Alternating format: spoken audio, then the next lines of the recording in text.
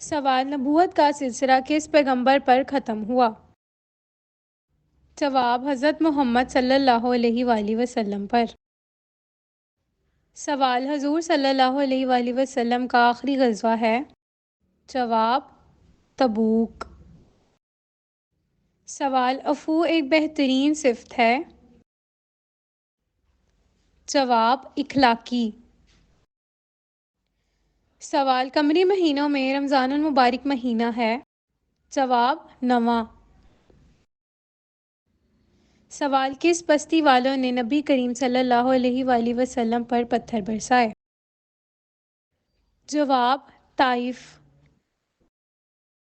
سوال: مسند احمد کے مؤلف کا نام ہے؟ جواب: احمد۔ سوال: ابو القاسم کنیت ہے؟